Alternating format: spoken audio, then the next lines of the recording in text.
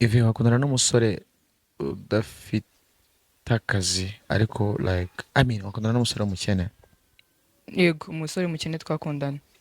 Explain. Hari uburyo umuntu akena, I mean, aba nta mafaranga afite muri ako kanya, ariko bitewe n'uburyo umuzi cyangwa se n'uburyo mubona akabona ko ari umuntu ukunda gukora, umuntu ushobora kuba agerageza ibintu byinshi kabone nubwo byaba biri guferinga muri ako kanya, ariko njye nizera ko umuntu ufite byinshi agerageza aba azagira na byinshi azageraho. So Wow, I love that quote though.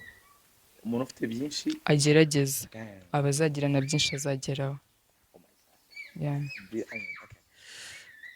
Uri umuntu abantu bagira moments nziza na moments mbi, ariko ndavuga muri relationship n'urukundo. Niyo moment itarabaye nziza ku relationship yawe n'ibihari? Moment itarabaye nziza kuri relationship yanjye, kari ugeze kwimbazaho amayira abiri nawe nigeze kugeramo mu rukundo, so nigeze kugera muri moment yo kwibaza, I mean, urukundo ndugumemo cyangwa nduvemo, and ntabwo navuga ko nari nanze uwo twari turi kumwe, naramukundaga ariko nisanga nyine muri iyo moment yo kuvuga mbigumemo cyangwa mbivemo. Kandi waramukundaga. Yego Bibaho. bibaho cyane. Come on. Nise What the heck? man I didn't bibaho. know that. Oh, bibaho Can you please cyane. help me to understand? Ni ukuri ushobora gutandukana n'umuntu kandi umukunda, Hey. hari nubwo nawe aba agukunda ariko mukaba mwatandukana. Speaking from your experience, what happened? Byagenze gute? Ehehe.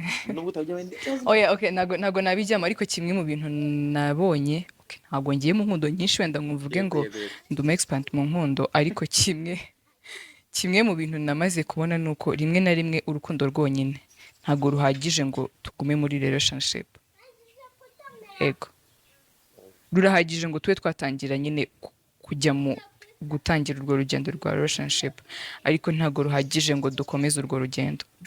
I mean, nshobora gukundana nawe, maybe imyitwarire yawe ikananira cyangwa iyanjye ikakunanira, kandi icyo gihe ntabwo biba bivuze ko unyanze. Ushobora kumbangamira utanyanze, kimwe nuko nshobora kukubangamira kandi ntakwanga. Habaye iki kuri wowe? Kuri njye Warakubangamiye, waramupangamiye. maybe twarabangamiranye. Come on. People they need to hear from you. What happened? What happened? Because uba amayira abiri and then navuga nyine bitameze uko bimeze, gusa uvuze gutyo. I'm like okay, ikindi ntarinzi nuko ushobora gutandukana n'umuntu ukimukunda. I mean some new kandi numvise ko bishobora kuba making sense. Birashoboka. To leave that person wakundaga cyangwa yagukundaga. Then you're like okay, I surrender. Okay, nese byagenze gute? Actually ibyo we yakundaga byari bitandukanye n'ibyo nakundaga. Uwo yari we uko yashakaga gutwara ibintu usanga biratandukanye nuko njye mbitekereza. And then You left. maybe he left or I left, ntabwo bizi. Icyo nabaza ni igihe cyari kimeze gute gusiga umuntu wakundaga kubera impamvu zitaguturutseho wowe kandi nawe zitamuturutseho kubera ko arabikunda? Ni ko ari n'uwo nyine. Nibihe byari bimeze gute? Birababaza. Ego. Okay, nyine nawe ubitekereje wabyumva.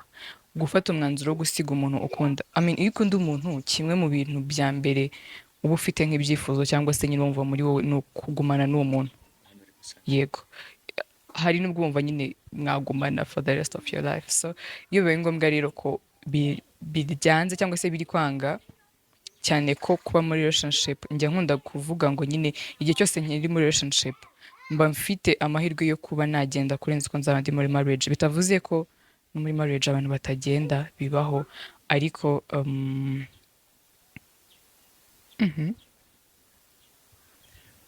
Abakobwa n'abahungu relationship zabo zisenywa cyangwa se zitandukanywa n'imyaka yabo? Numbwira yego ukambwira hoya ndahita nkubwira ikindi kintu. oya, Hari imyaka umukobwa ageramo akamera nk'aho akeneye umugabo kurusha ikindi gihe, aho bimwoburije kuba yakihanganira ibyo bigiye kuba byose ego, mu gihe ategereje umurongora. ego. So urabona aje nta ruhare rurimo cyangwa imyaka nta kintu bikoraho?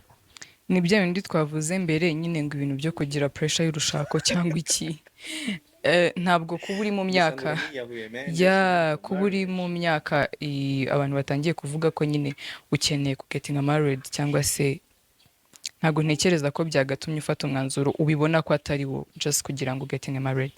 So n'imyaka yo gushaka ni ingahe? ntayibaho I don't know why they got, I mean, ngiye ku bwanjye imyaka yo gushaka se ni ingahe? of course there's no, I mean, there's no ntayo. limit.